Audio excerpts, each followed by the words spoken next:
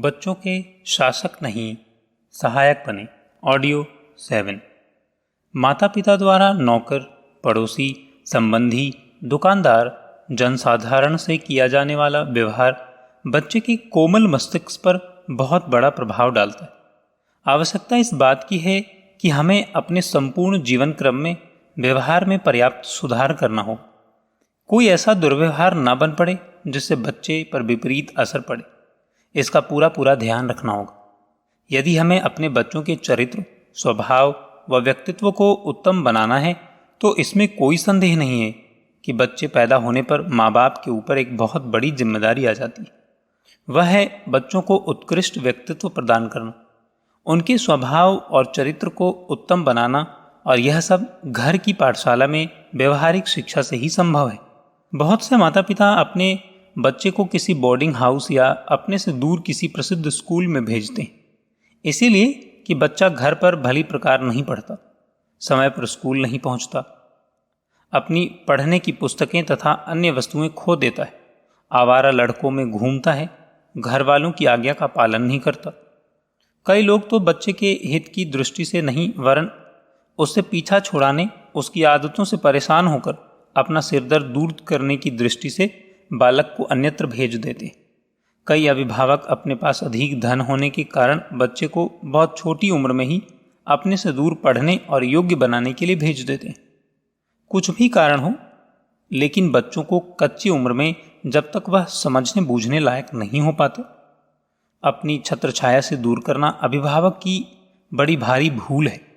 किसी भी संस्था, स्कूल, विद्यालय, बोर्डिंग आदि में बच्चों के पढ़ने लिखने व नियमित जीवन बिताने तथा सदाचार की बाह्य शिक्षा व्यवस्था भले ही हो, किंतु उन्हें उत्कृष्ट व्यक्तित्व प्रदान करने, सफल जीवन बिताने का मार्ग प्रशस्त करने के लिए माता पिता, अभिभावक गण जो कुछ कर सकते हैं वह कहीं भी नहीं हो सकता।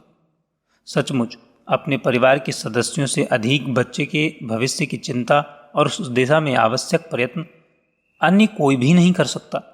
अतः यह निसंकोच कहा जा सकता है कि बच्चे को एक निश्चित आयु तक, जब तक उसका मस्तिष्क प्रौढ़ और परिपक्व न हो जाए, उसे घर की सीमा से बाहर नहीं भेजना चाहिए। बच्चों के जीवन को उत्कृष्ट बनाने की जिम्मेदारी जिस तरह माता पिता निभा सकते हैं, उससे अधिक दूसरा नहीं निभा सकता। इसके अतिरिक्त बाह्य वातावरण में बच्चे को भले ही कितनी ही अच्छी शिक्षा क्यों न मिले, वह मौखिक होने से अस्थायी होती है। स्थायी और सच्ची शिक्षा तो बच्चा अभिभावकों के संरक्षण में उनके व्यवहारिक जीवन से ही सीख पाता है। वैसे स्कूल, बोर्डिंग शिक्षा संस्थाएं उपयोगी होती हैं, किंतु बच्चों के निर्माण का पूरा उत्तरदायित्व इन पर नहीं छोड़ा जा सकता। वस्तुतः बच्चों के चरित्र निर्माण में माता पिता के स्नेह से युक्त, शांत और सुखदायी घरेलू वातावरण का बहुत बड़ा महत्व है। बच्चों के शासक नहीं, सहायक बने। बाल मस्तिष्क अपरिपक्व होता है। प्रत्येक बच्चा जन्मकाल से ही निरंतर उत्कर्ष और परिपक्वता की दिशा में अग्रसर रहता है। अपने बच्चे का विकास प्रत्येक माता पिता चाहते हैं, लेकिन यह आकांक्षा उस समय हानिकारक हो उठती है जब वे बच्चे के विकास की प्रक्रिया के समझदार दर्शक न रहकर अधीर हो उठते और बच्चे को शीघ्र से शीघ्र समझदार बना डालने के लिए बेचैन होकर सीख के नाम पर उस पर शासन करने लगते हैं। इसका परिणाम विपरीत होता है।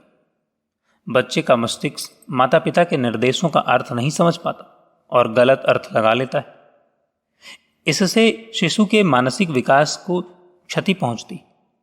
अतः आवश्यकता इस बात की है कि बच्चे के मस्तिष्कीय विकास में हम सहायक बने, बच्चे को आत्मनिर्भर बनने दें, उसे समझदार बनाने के फेर में परावलंबी ना बना डालें।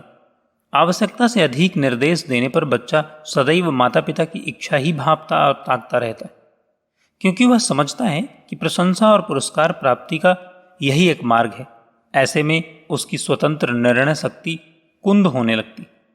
बालक की सामर्थ्य स्वतः ही विकासशील होती। आवश्यकता मात्र इस बात की होती है कि उसकी विकास दिशा के प्रति जागरूक रहा जाए और सहायता की जाए।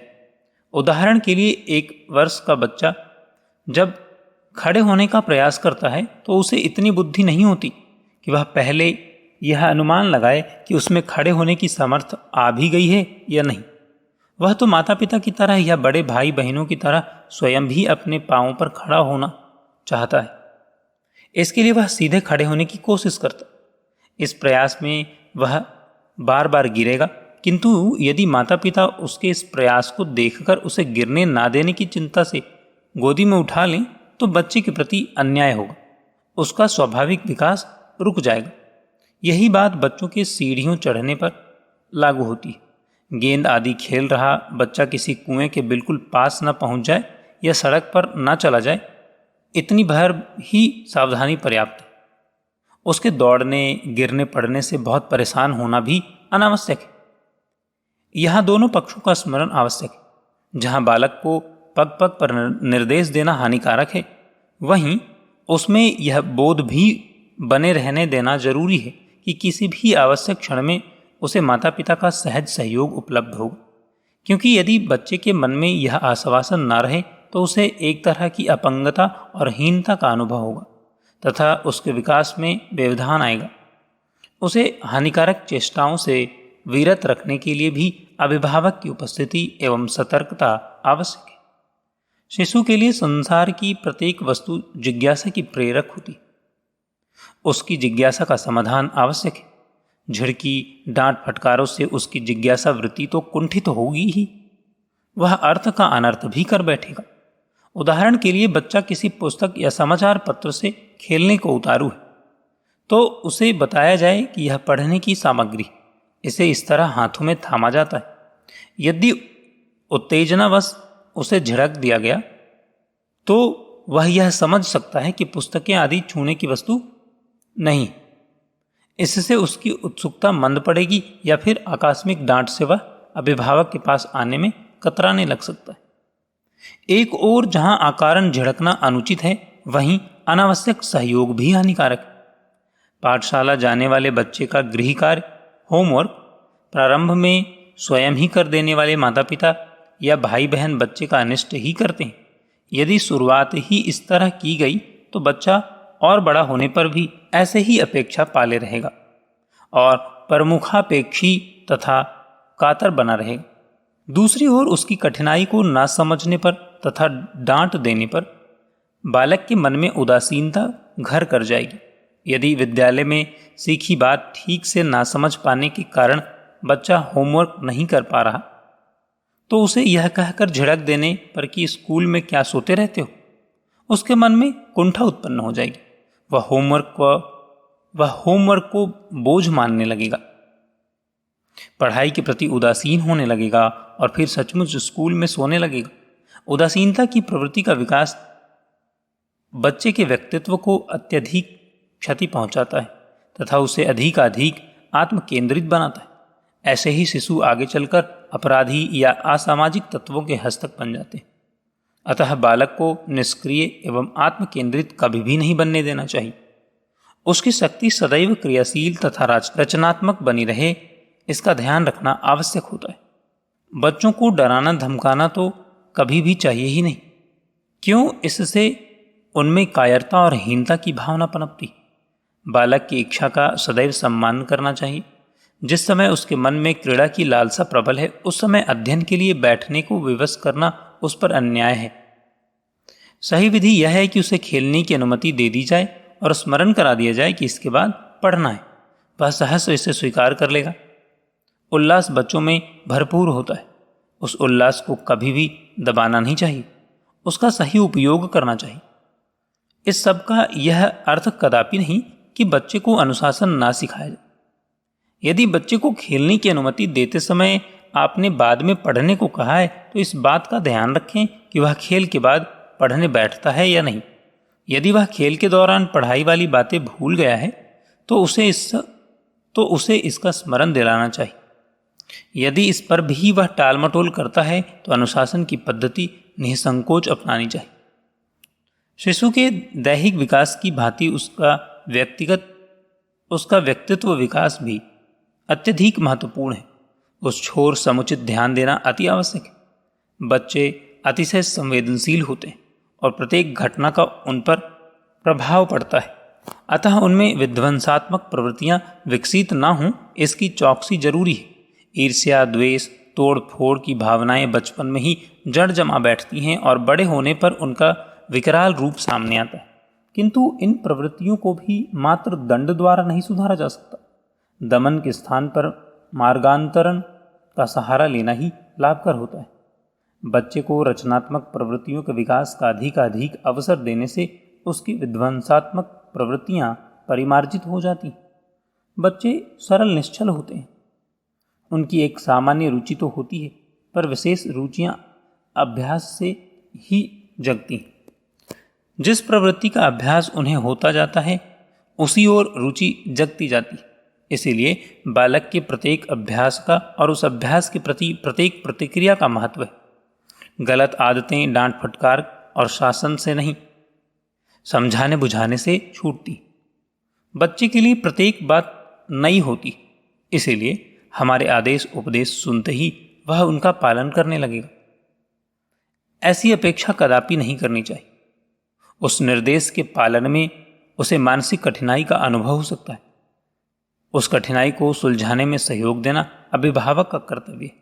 सम्मिलित परिवार प्रथा में वयोवृद्ध बाबा दादी अनुभव पक्व भी होते हैं और समय भी उनके पास होता है।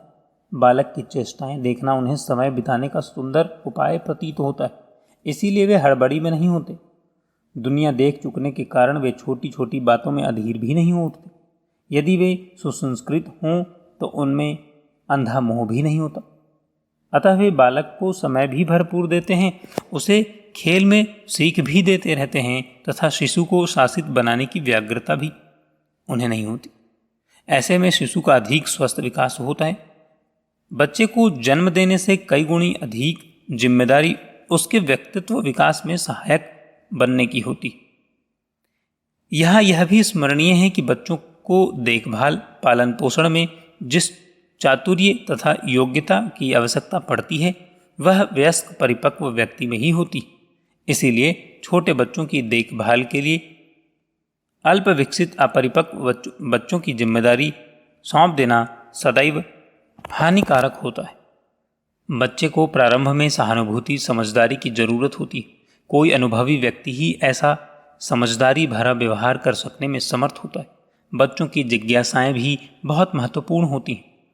उसकी सच्ची जिज्ञासा को समुचित उत्तरों द्वारा शांत करना आवश्यक होता है, क्योंकि इन उत्तरों के द्वारा ही वे अपनी अनुभूतियों को ठीक ठीक अर्थ समझने का प्रयास करते हैं।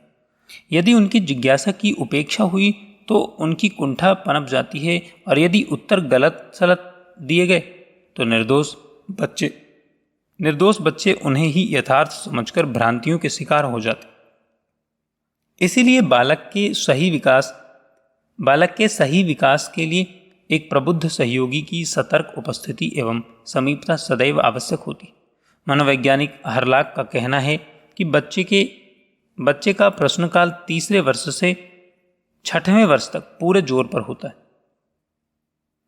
अपने प्रश्नों के उत्तर के आधार पर बच्चा स्वयं अपने बारे में प्रत्यय बनाता है।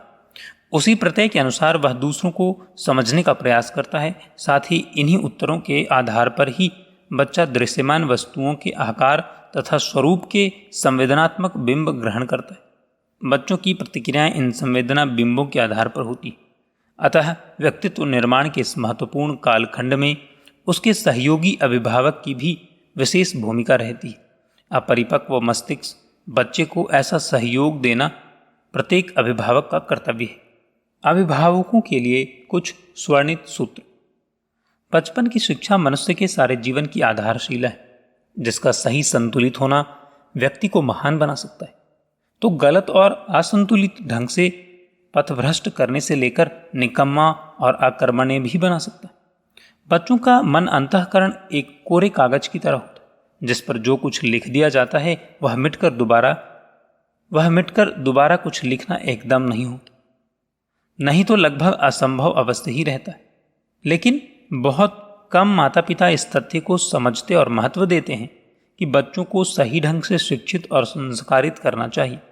यह दायित्व बहुत कम अभिभावक ही अनुभव करते हैं। राष्ट्र की, समाज की भावी पीढ़ी के निर्माण की जिम्मेदारी यहीं पर है। उसे सही ढंग से विकसित करना चाहिए। बच्चों का जन्म उनके लिए मात्र एक प्रसन्नतादायक उपलब्धि से अधिक नहीं होता और वे बच्चों की किलकारियों से पुलकित होने से अधिक अपना कोई स्वार्थ नहीं समझते। जबकि बच्चे का जन्म एक गंभीर और गुरुतर दायित्व लेकर होता है। उस स्थिति में उनके सामने राष्ट्र को एक सुयोग्य नागरिक प्रदान करने की चुनौती भरा दायित्व मिला होता है। हालांकि इस बात को बहुत से लोग समझते और स्वीकार भी करते हैं, बच्चों को जन्म भर देना पर्याप्त नहीं है। उन्हें योग्य, स्वावलंबी और सभ्य बनाना भी आवश्यक है। पर यह आवश्यकता किस प्रकार पूरी की जा सकती है, इससे अनभिज्ञ रहने के कारण बात जहाँ की तहाँ ही रहती है। छोटे बच्चों की उछल कूद बड़ी प्यारी लगती है। उनकी बात सुलभ शरारतों से मजा भी आता है और कई बार अभिभावक उनकी हरकतों पर प्रसन्नता व पुलक व्यक्त कर उन्हें प्रोत्साहित भी करते हैं। समस्या तब खड़ी होती है जब बाल सुलभ चपलता उदंडता बन जाती है और तोड़फोड़ से लेकर मारपीट करने तक की हरकतें सामने आने लगती हैं। इन हरकतों के कारण माता पिता परेशान होते हैं तो वे उन्हें डराते धमकाते और दंड देने का रुख अपनाते। ठीक उसी तरह जिस प्रकार किसी अपराधी को पुलिस मारती पीटती और डराती धमकाती है, बच्चों को अनुशासन सिखाने के लिए एक सीमा तक डांट फटकार आवश्यक भी है। परंतु परिवारों में बच्चों के साथ जिस प्रकार डांट फटकार की जाती है, वह इस सीमा से एकदम बहुत आगे तक की होती है। मारपीट उन्हें भयभीत जरूर कर देती है, परंतु इससे उनका सुधार नहीं हो पाता। वे बागी बन जाते हैं और माँ बाप से छुपकर शैतानियाँ करने लगते हैं। समझा तो यह जाता है कि मारपीट करने से, डराने धमकाने से बच्चे सुधर रहे हैं, परंतु वे सुधरते नहीं, ढीठ बन जाते हैं। उदाहरण के लिए बच्चा खेलकूद में ज़्यादा रुचि लेता है और इस कारण कभी कभी पढ़ाई की उपेक्षा करने लगता है, तो माता पिता उसे एक कड़ी डांट पिलाकर हाथ में किताब थमा देते हैं। बच्चा किताब पकड़ भी लेगा, परंतु उसके मस्तिष्क में तो डांट फटकार का ही असर काम कर रहा है। इसीलिए वह किताब पकड़कर इस तरह चुपचाप बैठ जाएगा जैसे पढ़ रहा है, लेकिन वस्तुतः वह पढ़ता नहीं, कुछ और ही सोचता रहता है और समय मिलते ही माँ बाप की आंख बचाकर भाग निकलता है। यह एक सुनिश्चित तथ्य है कि बच्चों को किसी कार्य में जबरन जोत कर उनमें रुचि उत्पन्न नहीं की जा सकती। किसी बैल या घोड़े को हल या गाड़ी में जोतना हो तो उसके साथ जोर जबरदस्ती की जा सकती। वहाँ तो उनकी शारीरिक सामर्थ्य का ही उपयोग करना है। जानवर इन कामों में रुचि ले रहा है अथवा नहीं ले रहा है, इससे कोई सरोकार नहीं होता। सरोकार होना भी नहीं चाहिए, क्योंकि जानवरों में रुचि का तो कोई प्रश्न ही नहीं उठता। परंतु बच्चों के साथ इस प्रकार जोर जबरदस्ती करना अनुचित ही होगा, क्योंकि उनमें रुचि उत्पन्न करके ही उन्हें अभिष्ट दिशा में अग्रसर किया जा सकता है। बालकों को कोसने, बार बार उनकी त्रुटियों के लिए कहते रहने की अपेक्षा उन्हें प्रोत्साहन देने की नीति अपनाई जाए तो यह बच्चों में अपनी समस्याओं के प्रति आत्मविश्वास जगाती है तथा उन्हें उन गुणों को अर्जित करने के लिए भी प्रेरित करती हैं जो उनमें वस्तुतः नहीं होते। बच्चों को सुयोग्य बनाने के लिए ये कुछ मोटी मोटी बातें हैं जिनका ध्यान अभिभावकों को रखना चाहिए। स्मरण रखा जाना चाहिए कि बच्चे केवल मनोविनोद या पुलक प्राप्त करने के लिए ही नहीं होते। उनका जन्म माता पिता के लिए गंभीर उत्तरदायित्वों के साथ लिया होता है।